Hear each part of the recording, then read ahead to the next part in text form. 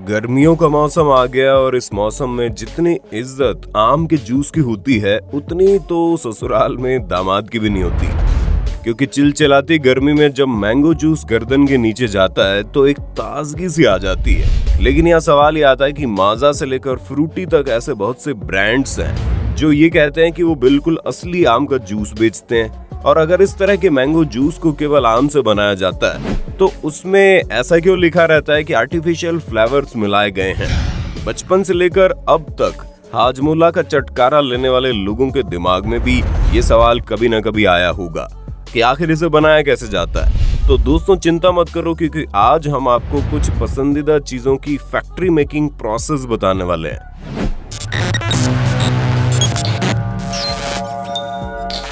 सबसे पहले तो दोस्तों आम के बड़े बड़े पेड़ों से आमों को तोड़ने का काम होता है, जिसमें अलग अलग चीजों का इस्तेमाल करके आमों को तोड़ा जाता है और फिर नीचे गिरे आमों से उसकी डंडियों को निकाला जाता है।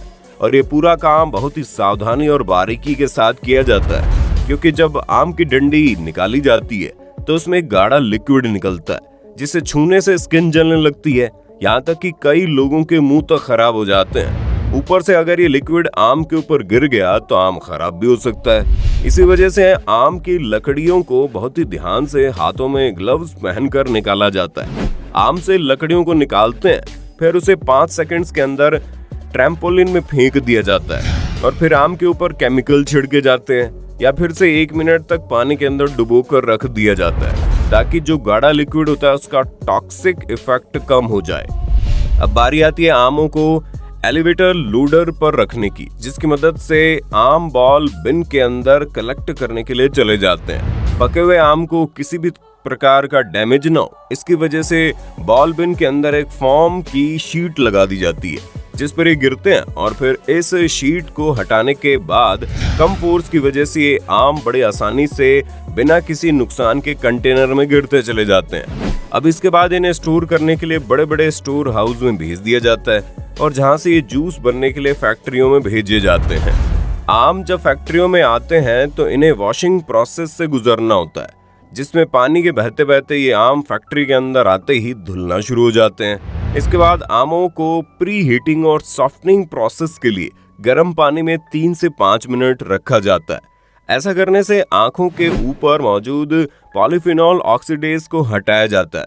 सिर्फ इतना ही नहीं, इस प्रोसेस की मदद से आम का फ्लेवर और उसका कलर और भी ज्यादा निखर जाता है। इन आमों के साफ होते ही कन्वेयर बेल्ट पर आम आगे बढ़ते चले जाते हैं, जिसके आसपास फैक्ट्री के कर्मचारी खड़े होते हैं जो सबसे पहले तो आमों का विजुअल इंस्पेक्शन करते हैं, ताकि अगर कोई आम डैमेज है या फिर खराब है तो उसे तुरंत रिजेक्ट कर दिया जाए, और जो अच्छे क्वालिटी के आम होते हैं वो कन्वेयर बेल्ट के जरिए आगे बढ़ते चले जाते हैं, जहां कर्मचारी इन बचे हुए आमों के ऊपर भाग को काट देते हैं, जिसके बाद ये आम डेस्टोनिंग मशीन तक पहुंच जाते हैं। ये जो मशीन होती है बिना किसी बर्बादी के बहुत ही आसान तरीके से आम की गुठलियां और उसके छिलके को रिमूव कर देती हैं। अब ये पल्पिंग और एक्सट्रैक्टर मशीन के अंदर चले जाते हैं। इसी मशीन के अंदर आम जूस में बदल जाते हैं। दोस्तों इसमें 2 तरह की जूस की कैटेगरी बनती है, जिसमें से एक होता है विद पल्प और दूसरा होता है विदाउट पल्प। इन दोनों ही तरह के जूस को निकालने के लिए अलग अलग तरह के फिल्टर लगाए जाते हैं। जूस के निकालने के बाद अब बारी आती है उसे जूस डिग्रेसर में भेजने की, जहां पर इस जूस में से सभी एयर पार्टिकल्स को रिमूव कर दिया जाता है, ताकि जो उसके अंदर मौजूद ऑक्सीजन है उसे ऑक्सीडाइज्ड करके खराब न कर दे। उस मशीन के अंदर जूस 90 से 95 डिग्री के तापमान में 10 से 15 मिनट तक गर्म होता है। अब इस मैंगो जूस के साथ एक दिक्कत ये भी है कि इसकी जो डेंसिटी है वो बराबर नहीं होती, साथ ही इसके अंदर कुछ छोटे और बड़े पार्टिकल्स मौजूद हैं जो जूस को टेक्सचर खराब कर सकते हैं। और इसी दिक्कत का समाधान निकालने के लिए जूस को एक होमोजेनाइजर मशीन में डाला जाता है, जहां 20 से 25 मेगापिक्सल के प्रेशर पर इसे 2 से 3 बार होमोजेनाइज किया जाएगा।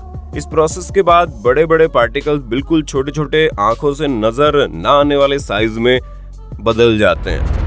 अब ये जो मैंगो जूस होता है ये स्टरलाइजेशन के प्रोसेस के लिए आगे बढ़ता है। इसमें जूस के अंदर मौजूद खतरनाक बैक्टीरिया वगैरह को मारा जाता है। जूस को स्टरलाइजेशन मशीन के अंदर डालकर 62 से 85 डिग्री सेल्सियस के तापमान में कई साइकिल में हीट किया जाता है, जिसके बाद जल्दी से इसे ठंडा भी कर लिया जाता है। ऐसा करने से जूस की शेल्फ लाइफ काफी ज्यादा बढ़ जाती है और जूस बिना किसी दिक्कत के आराम से लंबे समय तक चलता है। इस जूस को इसके बाद बड़े बड़े स्टोरेज टैंक में स्टोर करके रख लिया जाता है, ताकि जब आम का सीजन खत्म हो तब भी मैंगो जूस वाली कंपनी के पास जूस बेचने के लिए हमेशा जूस मौजूद रहे।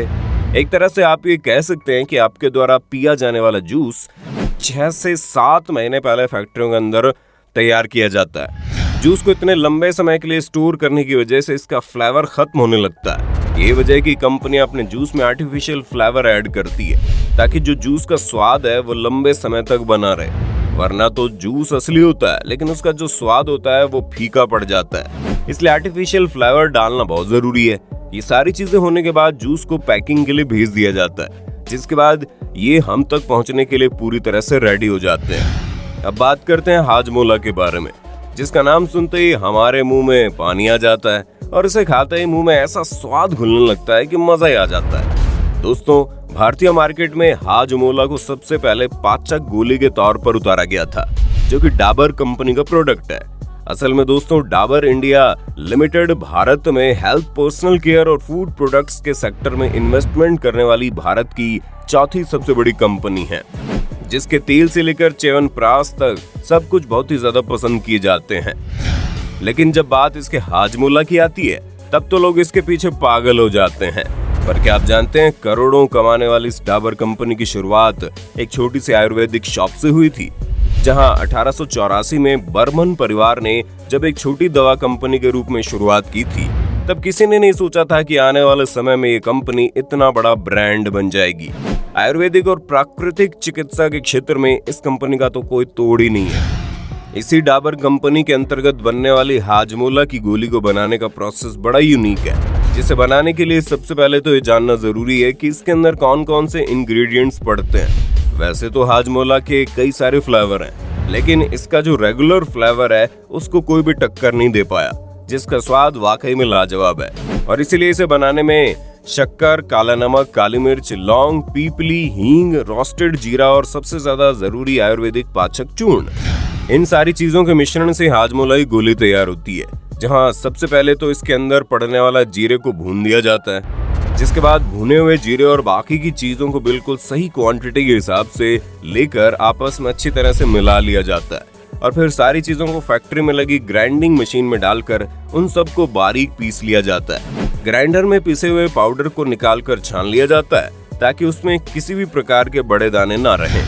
इसके बाद हाजमोला का बेस बिल्कुल रेडी हो चुका है, जिसे एक बड़े से कंटेनर में खाली कर दिया जाता है और फिर इस कंटेनर को अगले प्रोसेस के लिए मिक्सिंग मशीन के पास लाया जाता है, जहां पर उस कंटेनर में वैक्यूम पाइप डालकर सभी चीजों को मिक्सिंग जार में भर दिया जाता है। जिसके बाद उसके अंदर शक्कर वाला पानी मिलाया जाता है, ताकि ये मिश्रण पाउडर से पेस्ट में बदल जाए, ताकि इस पूरे पेस्ट को हाजमोला के टैबलेट का आकार देना आसान हो जाए।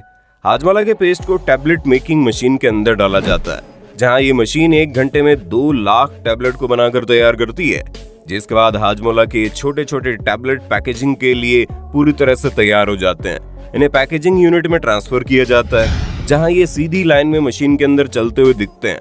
पैकेजिंग मशीन में इन्हें 1 रुपए वाले छोटे छोटे पैकेट्स में डालकर पैकेट को अच्छी तरह से सील कर दिया जाता है और फिर इन छोटे पैकेट्स को प्लास्टिक के बड़े डिब्बों में भरकर बेचने के लिए तैयार किया जाता है। एक डिब्बे में 160 पैकेट्स होते हैं, जिन्हें बड़े बड़े कार्टन में पैक करके बेचने के लिए भेज देते हैं। और दोस्तों, आप लोगों ने हाजमोला की शीशियां भी देखी होंगी, जिसके अंदर हाजमोला की टैबलेट्स गिनती के हिसाब से डालकर हम आम लोगों तक पहुंचाने के लिए भेज दिया जाता है। उम्मीद है आपको मैंगो जूस से लेकर हाजमोला तक सब कुछ काफी पसंद आया होगा।